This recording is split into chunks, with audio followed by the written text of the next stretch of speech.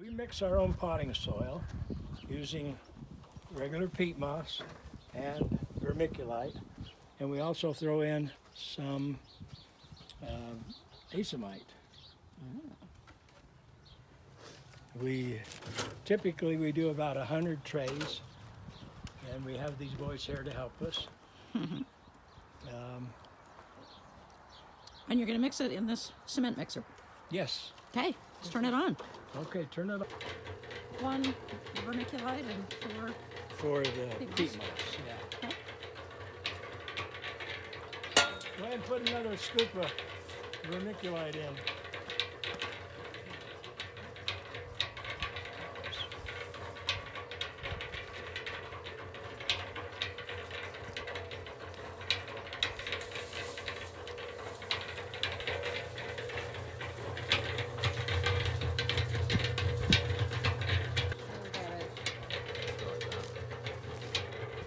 We're guessing. Okay. We're guessing.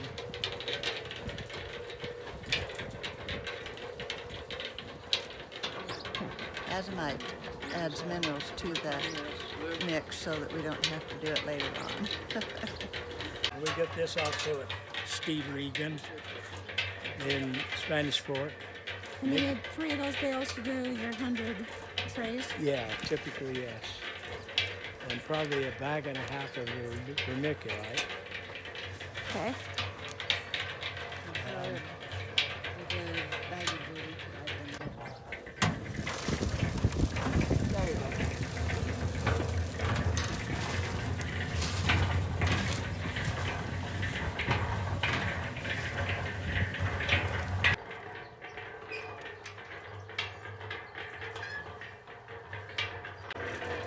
Yeah, those need to be just smoothed off up to the flat so that they're even. Even for me to deal with.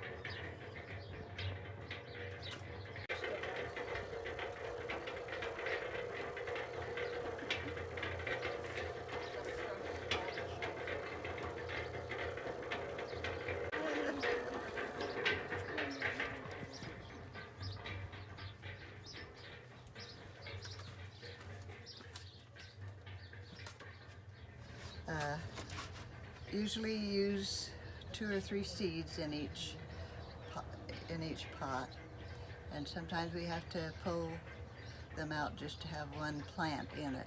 Do you want to just have 1 in it? Yes, Okay. unless it's something like onions or celery. We can put more seed in it and just use it as a pot, and then people can pull those apart when they put them out in their garden. Okay. Where do you get these?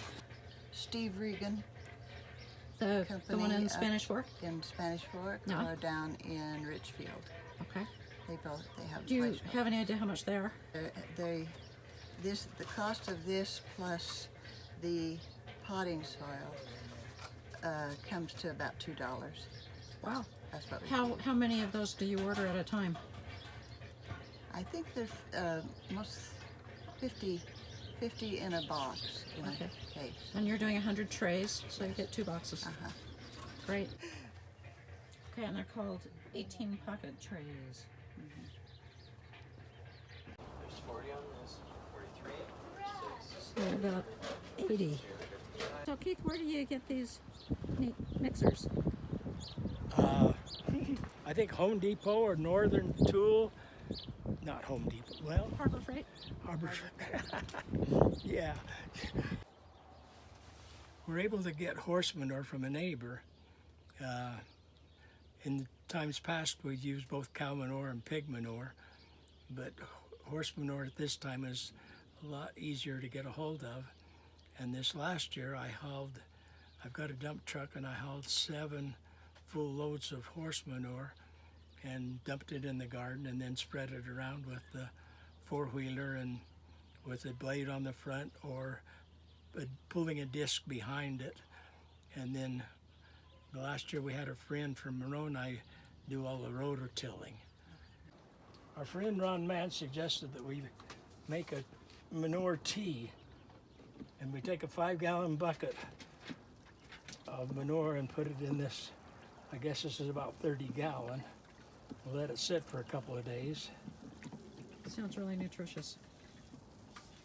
And it can be, because we use chicken manure, it can be too hot. And what do you do with it? We're going to try something new this year. Last year, it's really hard to determine how much you need, because you definitely can put too much on. And last year I don't think I was putting enough on, but this year we decided to buy one of those attachments that goes on a garden hose and fill the jar full of the manure, and then we can adjust how much we're putting on each time. So you spray that on the plants in the greenhouse? no, we water. We'll add this to the watering system.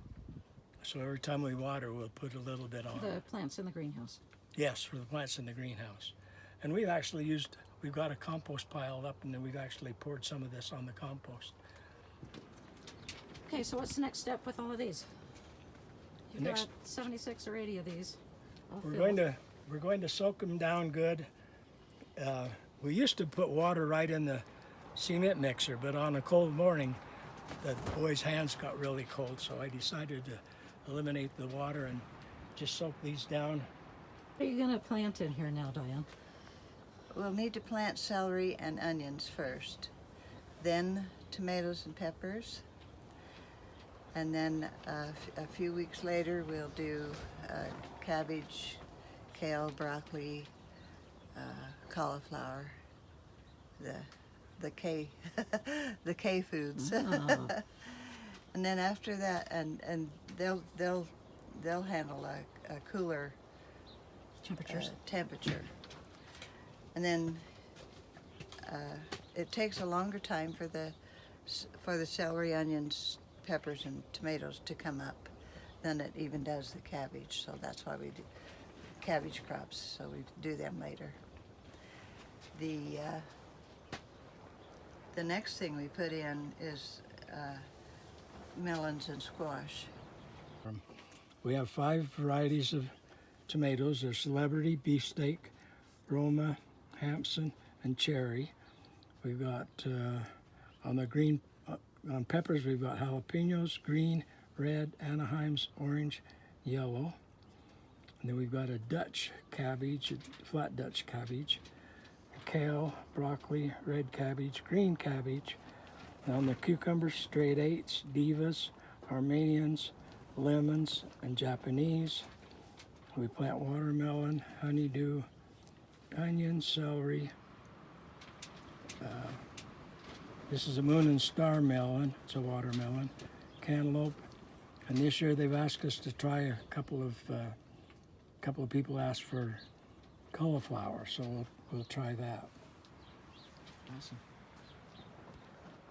We're able to get most of our seeds from Mountain Valley, and they've sort of changed their name to True Leaf Market. And they're in Salt Lake, and people can get online and order seeds from them if they want. They sell in bulk, so most of the time instead of buying a small package, you're buying an ounce or even a pound, and we do buy quite a few seeds. So if you don't use them all one year, can you save them to the next year? Yes, most of the time. I know a fellow in Nephi that said his carrot seed was 20 years old and still did well enough to keep. Do you need to store it in a freezer or a refrigerator? That's what's recommended, but we don't do it. We have a cool room and just put it in there. We don't have room in the freezer. We've had our greenhouse here for over 20 years, and we buy our plastic from Steve Regan. They have to order it out of their warehouse in Salt Lake.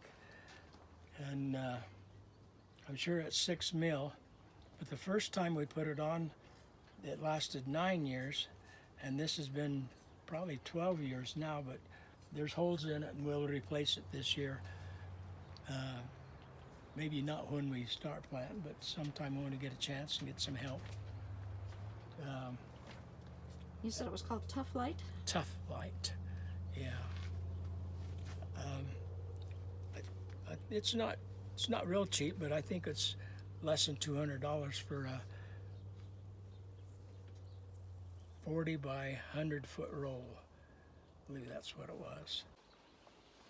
A friend of ours told us that it'd be a good idea to soak the seeds in advance, and we've never done that. We've had the greenhouse here for 20 years, but we've never soaked them. And they advise soaking them for about 24 hours in advance. So here we have seeds that are soaked. We put them in, it was about noon yesterday, and we're going to try it. But it's a new experience for us, and I hope we can do it all right. Okay, you're soaking them in water? No, a friend of ours suggested, well, we've had two different counsels on it.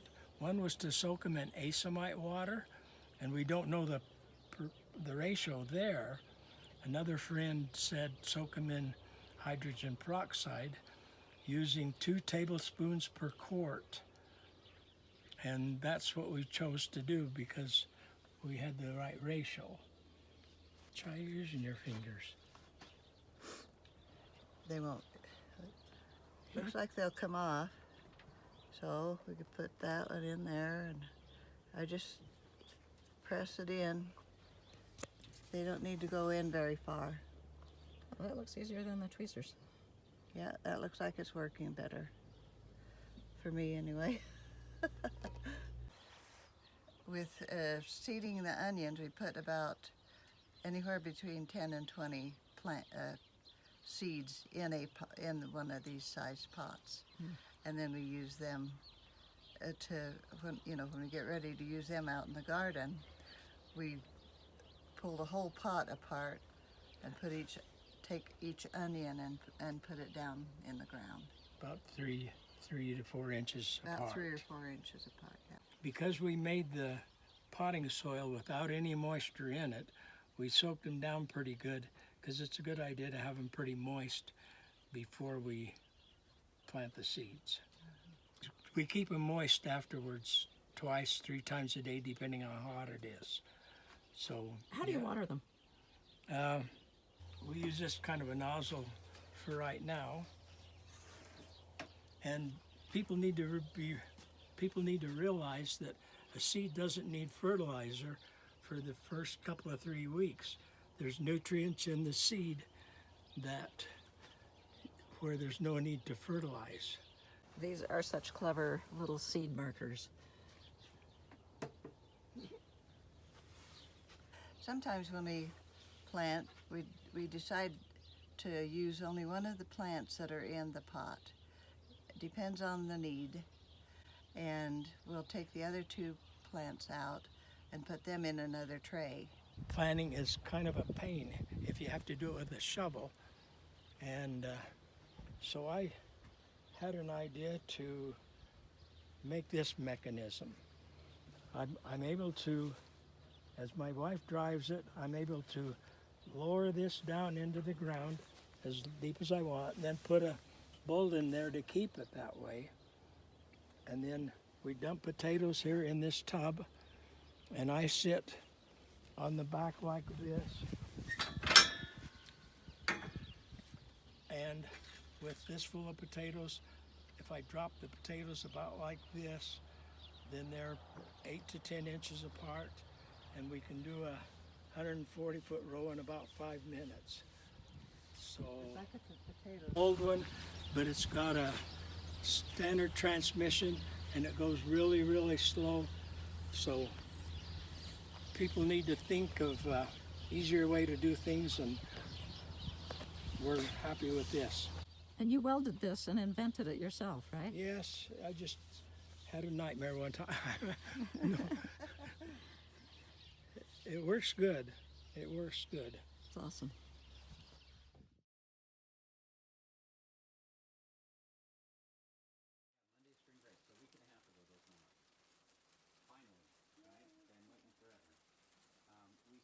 So why did you use these containers? So the containers are an effort to try and have benign neglect, right? Try and if I do something wrong or I go out of town or I go on vacation, that everything still grows.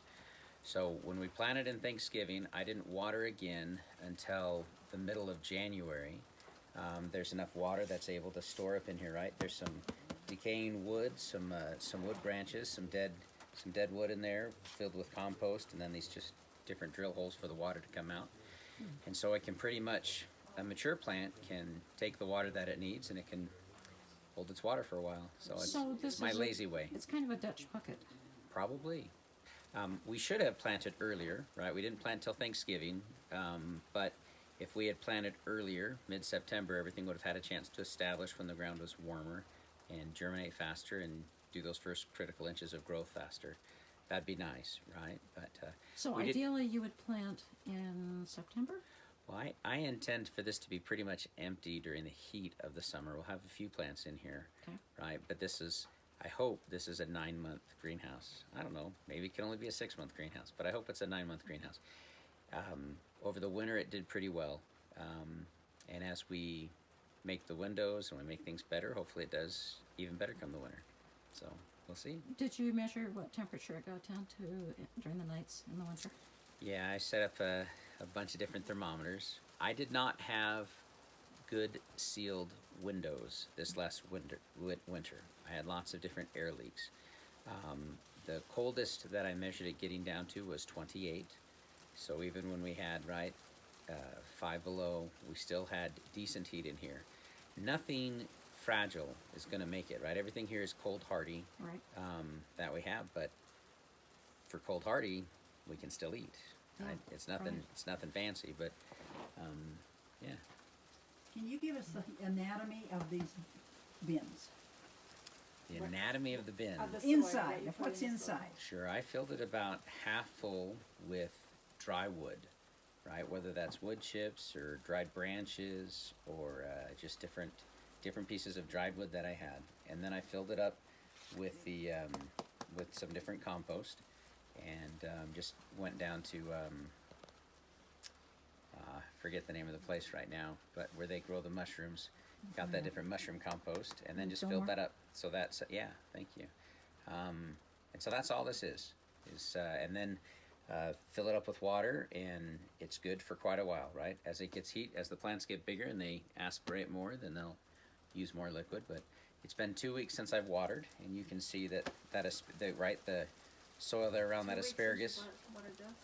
Right, and that's still, it's damp to the touch. It's not wet. Since I'm germinating seeds, I probably should give it another little kiss of water and a real light sprinkle to help those seeds germinate. But You seem to be doing well. for a lazy guy like me, it works. Problem is now you have this big heavy thing, right? And this can hold an awful lot of water. First time you go and fill it up, that goes. It takes about, I don't know. Do you put 15 gallons of actual water in each thing? I don't know. 12 gallons, a lot. And then it becomes something heavy. So they're not quite easy to move around and pick up like a normal little potting plant would be.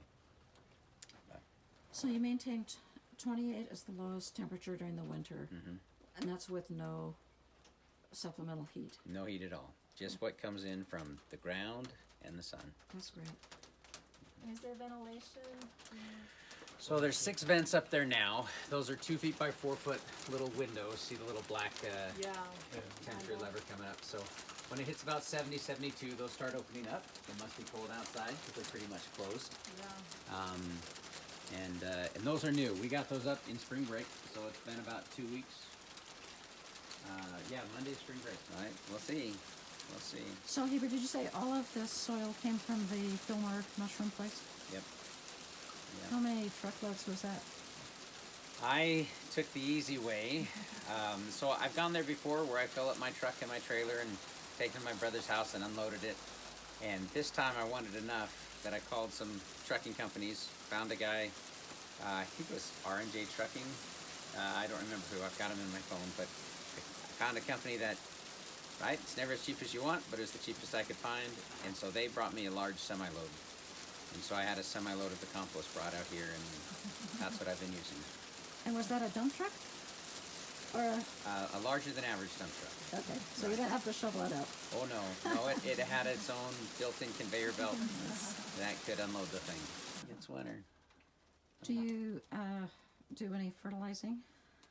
I haven't yet.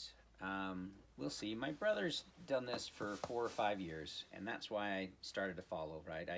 I have to edit this out, right? But I mocked him when we first did it, right? When we first stuck his down, I'm like, oh man, this is so crazy. But they came over a year and a half ago for New Year's Eve, and they brought a 7-gallon bowl full of fresh cuttings from their greenhouse that they cut that day on New Year's Day.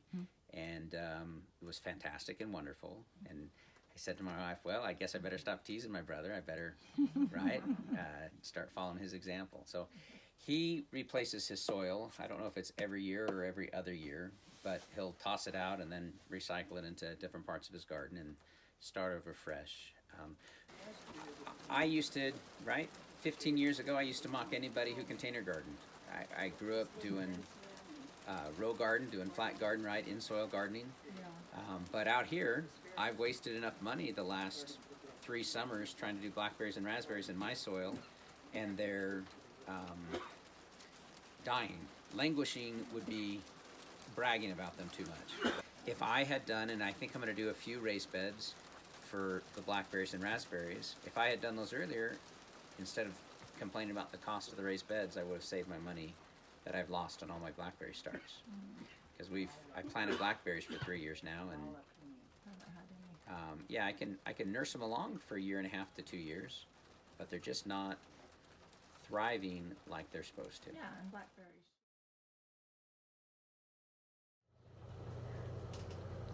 Our greenhouse is a geo-air greenhouse.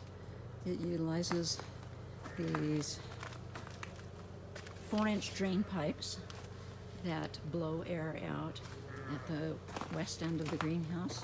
There's six pipes, and these weave underneath the ground back and forth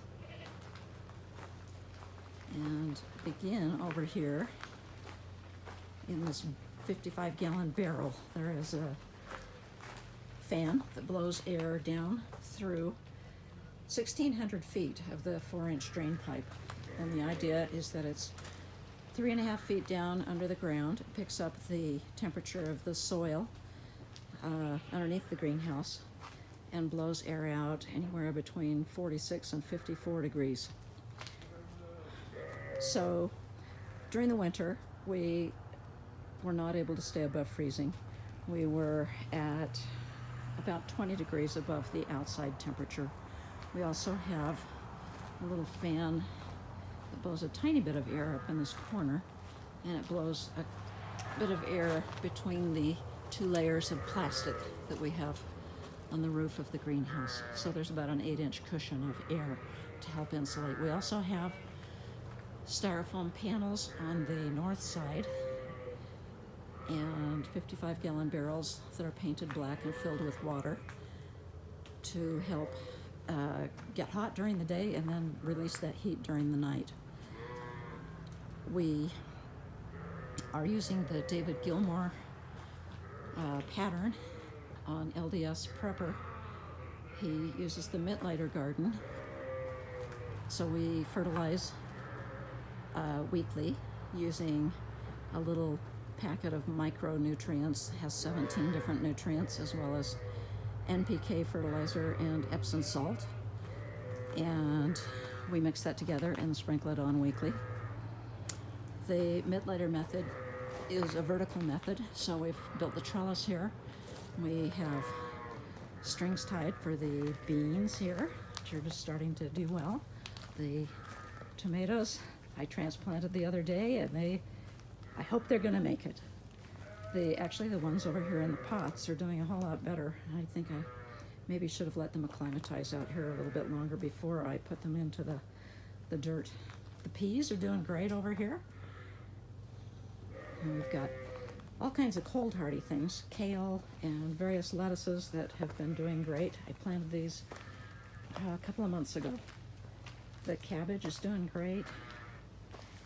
I planted some celery that's finally really taking off. This was just by cutting the end of the stalk of the celery off and putting it in a dish of water for maybe a week, and the little roots begin to grow, and then transferring it out here to the greenhouse.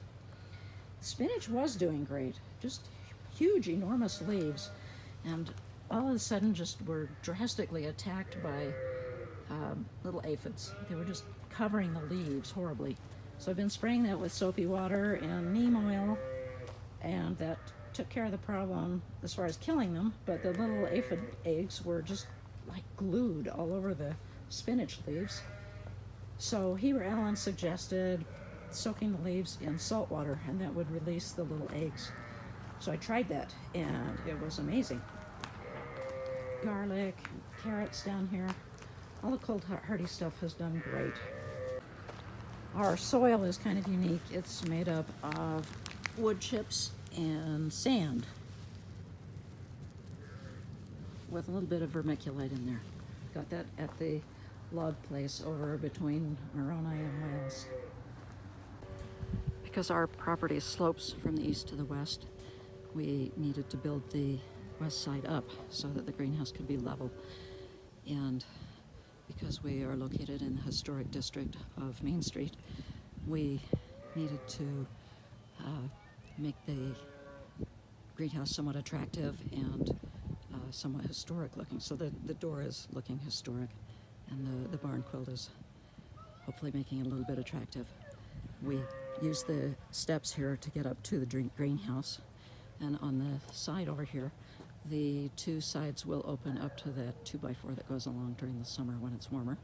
So we'll get the ventilation going across. I expect we will still probably need to do a shade cloth up on top because we're hoping to make the greenhouse be a 12-month greenhouse.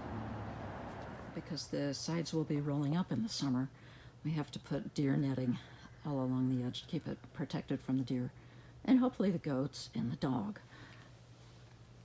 The same will be true over on that side. Of course, the insulation will be removed. I started all of our plants from seed inside the house on these shelves and supplemented the sunlight with these grow lights from Walmart. They're called Hyper Tough. And they look kind of festive, kind of like a bar.